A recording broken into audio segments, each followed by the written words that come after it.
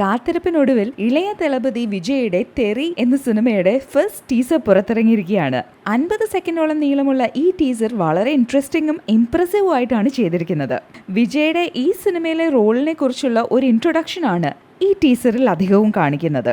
Multiple അവതാറിലാണ് ഇളയ ദളപതി എത്താൻ പോകുന്നത്. ഈ സിനിമയിൽ ഒരു സ്റ്റൈലിഷ് എൻട്രിയാണ് വിജയുടെ ടീസറിൽ കാണിക്കുന്നത്. അതോടൊപ്പം തന്നെ ഇൻട്രസ്റ്റിംഗ് ആയിട്ടുള്ള വൺ ലൈനേഴ്സും വിജയ് പറയുന്നുണ്ട് ഈ ടീസറിൽ.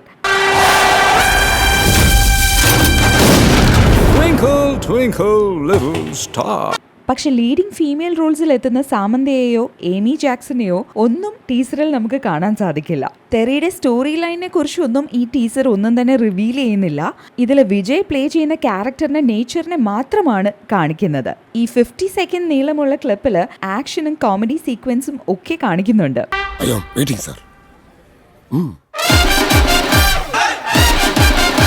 പിന്നെ ഈ ഫിലിമിനെ പറ്റി മറ്റൊരു ഇൻട്രസ്റ്റിംഗ് ഫാക്ട് എന്താണെന്ന് വെച്ച് കഴിഞ്ഞാൽ, ഈ സിനിമയിൽ വിജയുടെ മകളായ ദിവ്യ തന്റെ ആക്ടിംഗ് ഡെബ്യൂ കുറിക്കുകയാണ്. ഈ ഫിലിം ഡയറക്ട് ചെയ്തിരിക്കുന്നത് ആറ്റ്ലി കുമാർ ആണ്. പ്രൊഡ്യൂസ് ചെയ്തിരിക്കുന്നത് കലൈപ്പുള്ളി ഡി ധനുവു.